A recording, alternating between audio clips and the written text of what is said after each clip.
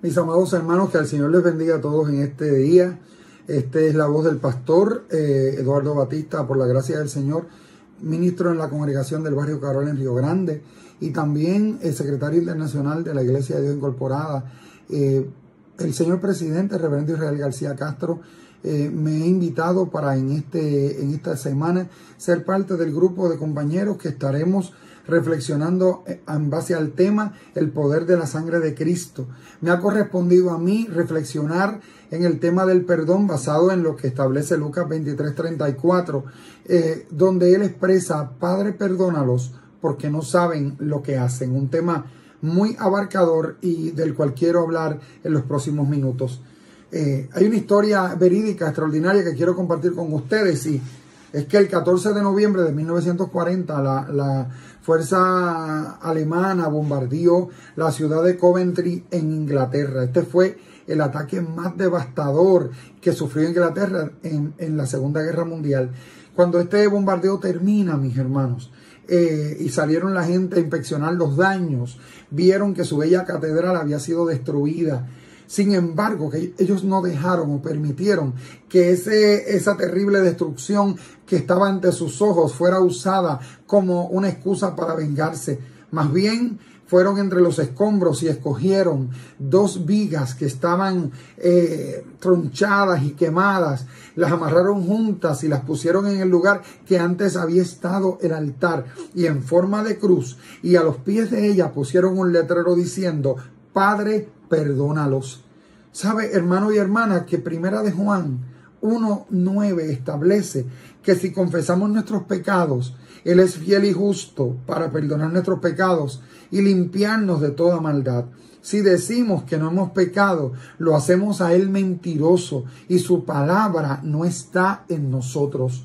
Así que esta mañana tenemos que afirmar la necesidad de que el hombre se confronte con esa expresión de Cristo en la cruz: Padre, perdónalos porque no saben lo que hacen. Escuché decir a un maestro de la iglesia esta semana que de todas las expresiones de Cristo en la cruz, la expresión inicial, Padre, perdónalos porque no saben lo que hacen, es la más abarcadora de todas, porque en principio es la génesis de todo lo que puede ofrecer el plan de redención en el hombre. No puede haber seguridad, no puede haber provisión, no puede haber cumplimiento, no puede haber victoria si antes no abrimos el corazón a una tarea importante que está atada al perdón.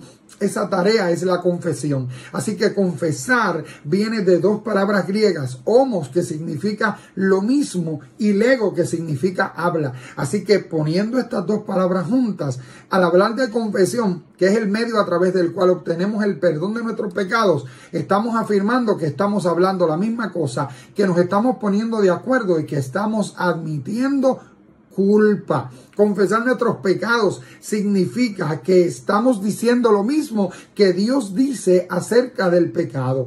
Es estar de acuerdo con Dios que nuestros pecados son malos y que necesitamos abandonarlos. Es una verdadera confesión que tenemos que hacer cuando abrimos el corazón y llamamos a lo malo malo, y nos encontramos, aleluya, con que las verdades de las que un día nos desligamos, que fueron la bondad, la misericordia, la comunión plena con el Señor, nos llevaron a vivir por sendas torcidas donde se manifestaron toda una suerte de pecados, hermanos, como puede ser la envidia, los celos, la lujuria, el odio, el engaño, la codicia.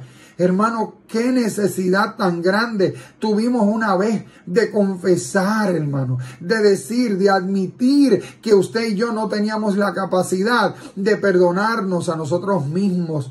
Por eso, hermano, la confesión es algo muy serio. No es decir una oración poética o rebuscada o dar excusas acerca de nuestra vida. No es decir: ay, Señor, hice algo malo, lo siento. No, hermano, es orar, es interceder, es decir: Señor, he pecado, perdóname, aleluya. Recuerde, hermano, que su pecado y mi pecado le costó demasiado a Jesús, le costó su vida. Al pedir perdón a Dios, estoy reconociendo que no me puedo salvar a mí mismo. Por eso es que tengo que darle gracias a Dios esta mañana por su gran misericordia y por el precio tan caro que Él pagó por mi pecado y por el tuyo.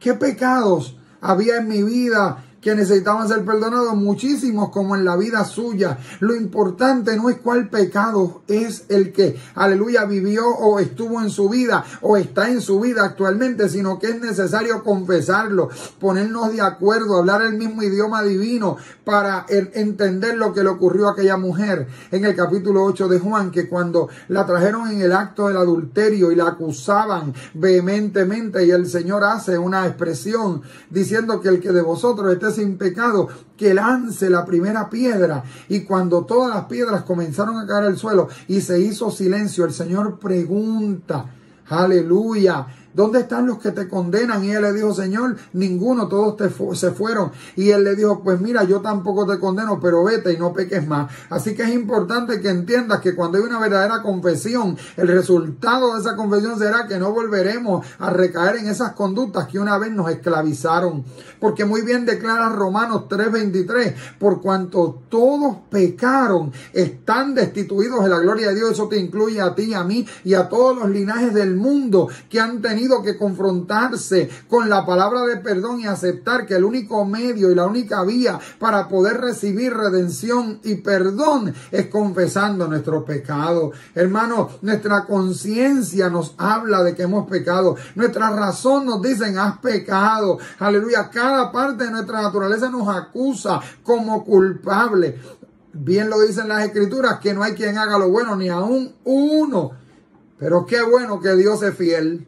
Qué bueno que este texto de primera de Juan 1:9 dice que Él es fiel y justo. ¿Y qué significa eso? Bueno, significa que Él es digno de confianza y que Él cumple sus promesas. Dios quiere perdonar a sus hijos, aleluya. Él quiere mantener una relación íntima con cada uno de nosotros, hermanos, pero esto solo puede pasar cuando el camino hacia Él está limpio del pecado. El pecado no, el Señor no puede morar y no puede reinar donde hay pecado, hermano. Tal vez usted piensa que su pecado es demasiado grande para que Dios lo perdone, pero la Escritura dice que cuando confesamos nuestros pecados, Él es fiel y justo para perdonar nuestros pecados. Si tú crees en esto, recibirás, aleluya, la bendición, aleluya, de ese Dios que es fiel y verdadero. Tú y yo tenemos que entender que cuando nosotros venimos a Él y confesamos nuestros pecados, somos llenos de su fidelidad. Ahora, ¿qué significa que Dios es justo? Bueno, significa que Él no puede pasar por alto el pecado. Romanos 6:23 dice que la paga del pecado es la muerte, mas la dádiva de Dios es vida eterna en Cristo Jesús. Desde el principio se ofrecieron sacrificios, hermano, y fueron ofrecidos por el pecado, y la sangre tenía que ser derramada. Esto no puede cambiar porque Dios no cambia, Dios es inmutable. Por eso se tenía que hacer justicia para poder lidiar terminantemente con el pecado. Y qué bueno que Juan el Bautista afirmó: he aquí el Cordero de Dios que quita el pecado del mundo. Como la gente no puede pagar la multa por sus pecados, hermanos, Dios tomó el castigo en sí mismo a través de su Hijo Jesucristo. De esta forma se hace justicia y se abrió el camino para que Dios nos perdonara y nos limpiara de toda la maldad. Así que aquellos y aquellas que confesamos nuestros pecados, podemos estar seguros que Él nos perdonará porque Él es digno de confianza. Bien clamó David en el Salmo 51:10: Dios mío, crea en mí un corazón limpio y renueva un espíritu recto dentro de mí. Y Jesús en su doctrina en Mateo 6:14 al 15 decía: si ustedes perdonan a los otros sus ofensas, también el Padre Celestial los perdonará a ustedes. Pero si ustedes no perdonan a los otros sus ofensas, tampoco el Padre Celestial les perdonará sus ofensas. A lo mejor usted y yo nos consideramos una persona muy perdonador, pero ahora nos encontramos con que hay alguien al cual no podemos perdonar. Y cuando estamos en esa lucha con el perdón, necesitamos recordar que quiénes éramos nosotros cuando Dios nos perdonó por primera vez, porque Efesios 2 dice que nosotros éramos por naturaleza objeto de la ira. Sin embargo, Dios perdonó nuestros pecados y su rebelión contra con él, aún, hermanos, cuando todavía rechazábamos a Dios. Por eso Romanos 5:8 dice que cuando Cristo murió por nosotros, aleluya, Cristo muere por nosotros, aleluya, entonces Él dio su vida. ¿Por qué nosotros no podemos perdonar a aquellos que han hecho algo contra nosotros? El perdón no es un don espiritual, no es un talento y no es algo heredero. El perdón es una elección. Por eso es necesario que lo entiendas. Necesitamos entender, aleluya, que Jesús, viendo a aquellos hombres que irónicamente y sin piedad lo clavaban en la cruz, le clamó al Padre en Lucas 23:24, diciéndole: Padre, perdónalos porque no saben lo que hacen. Entonces, ¿cómo podemos negarnos a perdonar a aquellos que han cometido ofensas contra nosotros? Jesús dijo que con la misma vara que midamos, vamos a ser medidos. Por tanto, con la misma vara con que perdonamos a otros, con esa misma vara Dios nos perdonará a nosotros. El perdón de Dios no está basado en nuestros estándares que nosotros establecemos, sino en los estándares que Dios establece en su palabra. Dios no permite excepciones cuando se trata del perdón. Antes de pedirle a Dios que nos perdone, examinemos nuestro corazón para ver el estado de nuestras relaciones. ¿Querrás tú que Dios te perdonara de la misma forma que tú estás perdonando a otros en este momento? Por eso, si no perdonamos, aleluya, no hallaremos perdón. Pero si perdonamos, vamos a hallar gracia. Cuando no perdonas, pierdes de tres maneras. Primero, pierdes tu comunión con Dios. Luego pierdes tu comunión con otros. Y luego pierdes tu fuerza espiritual. Así que la pregunta que recoge este final es: ¿escoges perdonar? Él lo hizo. Padre, perdónalos porque no saben lo que hacen.